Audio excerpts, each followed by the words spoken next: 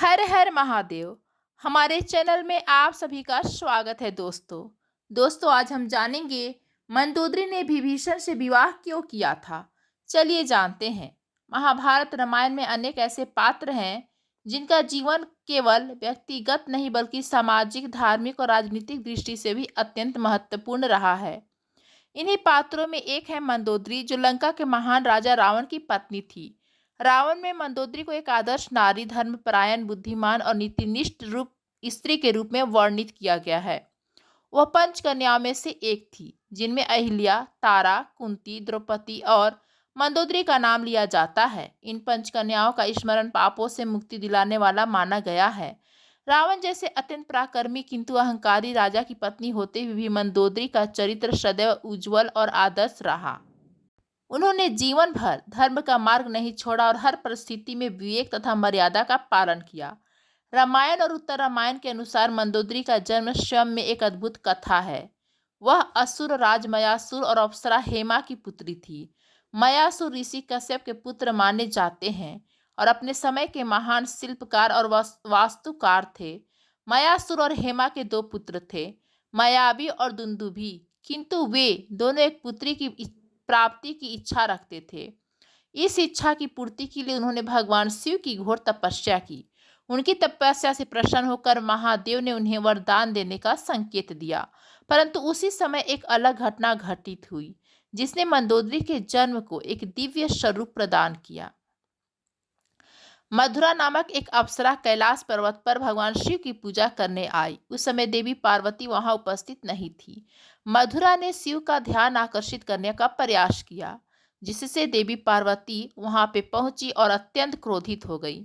अपने क्रोध में उन्होंने मधुरा को यह श्राप दिया कि वह 12 वर्षों तक एक मेढक के रूप में रहेगी। श्राप मिलते ही मधुरा अत्यंत दुखी हो गई और रोने लगी। तब भगवान शिव ने उन्हें सांत्वना देते हुए कहा कि 12 वर्षों के पश्चात वह पुनः एक सुंदर स्त्री बनेगी। उसका विवाह एक महान, शक्तिशाली और पराक्रमी पुरुष से होगा। 12 वर्षों के बाद मधुरा को श्राप से मुक्ति मिली और पुनः अपने सुंदर रूप में आ गई, किंतु उस समय वह एक कुएं में गिर गई और सहायता के लिए पुकारने लगी। संजोगवश उसी स्थान के समीप मयासुर और हेमा तपस्या कर रहे थे। उन्होंने उस कन्या की पुकार सुनी और उसे कुएं से बाहर निकाला। जब उन्होंने उसकी दिव्य आभा और सौंदर्य देखा तो उन्होंने उसे अपनी पालित पुत्री के रूप में स्वीकार कर लिया और उसका नाम मंदोदरी रखा। मयासुर और हेमा ने मंदोदरी का पालन पोषण राजकुमारी की भांति किया। उसे उत्तम शिक्षा, धर्म का ज्ञान और नीति का संस्कार दिया। मंदोदरी धीरे धीरे एक अत्यंत सुंदर, बुद्धिमान, सौम्य और धर्मनिष्ठ युवती के रूप में बड़ी हुई। एक बार रावण मयासुर के भवन में आया। वहां उसकी दृष्टि मंदोदरी पर पड़ी और वह उसके सौंदर्य, गरिमा और बुद्धिमत्ता से अत्यंत प्रभावित हुआ। रावण केवल एक पराक्रमी योद्धा ही नहीं था, बल्कि वह विद्वान, वेदों का ज्ञाता और शिव भक्त भी था। मयासुर ने भी रावण के पराक्रम और सामर्थ्य को देखकर इस विवाह को स्वीकार कर लिया। इस प्रकार रावण और मंदोदरी का विवाह संपन्न हुआ और मंदोदरी लंका की राजमहिषी बनी। मंदोदरी और रावण के 3 पुत्र हुए। मेघनाद, जिसे इंद्रजीत के नाम से भी जाना जाता है, अतिकाय और अक्षय कुमार। मंदोदरी अपने पुत्रों से अत्यंत प्रेम करती थी और उन्हें भी धर्म और मर्यादा का पाठ पढ़ाती थी। रावण के अनेक दोषों के बावजूद मंदोदरी अपने पति से प्रेम करती थी और उसके पराक्रम पर गर्व भी करती थी। किंतु जब जब रावण अधर्म के मार्ग पर चलता, मंदोदरी ने उसे समझाने का प्रयास किया। वह जानती थी कि शक्ति के साथ विवेक और धर्म न हो तो विनाश निश्चित हो जाता है। जब रावण ने सीता माता का हरण किया, तब मंदोदरी ने स्पष्ट रूप से कहा कि यह कार्य अधर्म है और इससे लंका का सर्वनाश हो जाएगा।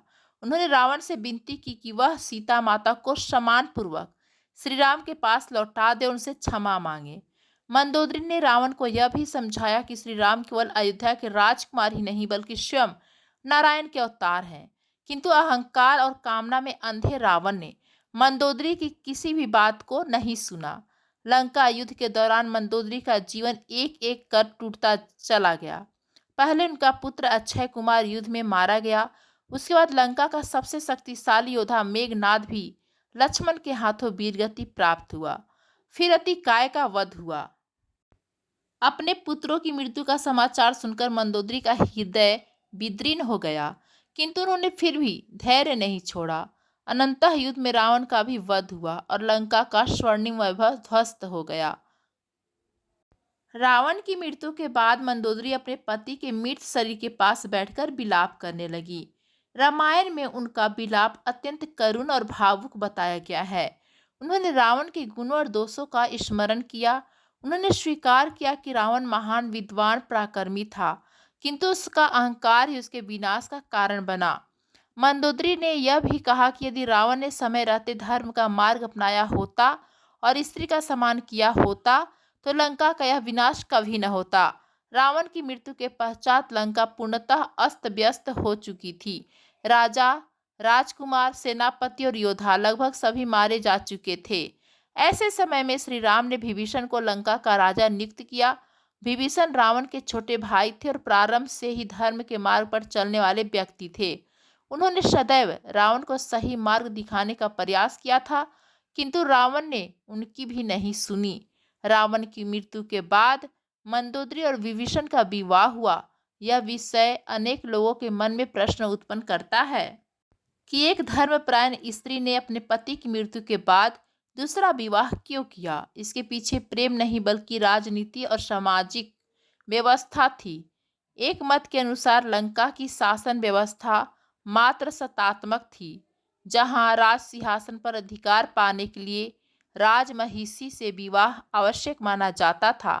रावण की मृत्यु के बाद लंका की स्थिरता और सत्ता की वैधता बनाए रखने के लिए विभीषण का मंदोदरी से विवाह आवश्यक हो गया। यह विवाह किसी व्यक्तिगत आकर्षण या इच्छा का परिणाम नहीं था, बल्कि लंका के भविष्य, उसकी स्थिरता और प्रजा की भलाई के लिए किया गया एक राजनीतिक निर्णय था। मंदोदरी स्वयं भी जानती थी कि लंका को उस समय एक मजबूत और धर्मनिष्ठ शासन की आवश्यकता है। उन्होंने अपने व्यक्तिगत दुख को त्याग कर लंका की भलाई के लिए यह निर्णय स्वीकार किया। मंदोदरी और विभीषण के विवाह के पश्चात लंका ने एक नई दिशा प्राप्त की। विभीषण के शासन में लंका ने धर्म, न्याय और शांति का मार्ग अपनाया। मंदोदरी ने एक बार फिर अपने विवेक और त्याग का परिचय दिया। रावण की पत्नी के रूप में वह जितना महान थी, विभीषण की रानी के रूप में भी उतनी ही मर्यादित और धर्मपरायण रही। इस प्रकार मंदोदरी का जीवन हमें यह सिखाता है कि एक स्त्री केवल पत्नी या रानी ही नहीं होती, बल्कि वह समाज और राष्ट्र की दिशा तय करने वाली शक्ति भी हो सकती है। उनका दूसरा विवाह किसी दुर्बलता का नहीं, बल्कि कर्तव्य, त्याग और दूरदर्शिता का प्रतीक था। मंदोदरी का चरित्र आज भी हमें धर्म, विवेक और त्याग का संदेश देता है। तो दोस्तों, कैसी लगी आपको यह सब जानकारी, हमें कमेंट्स करके जरूर बताइए। हर हर महादेव, हर हर महादेव। धन्यवाद दोस्तों।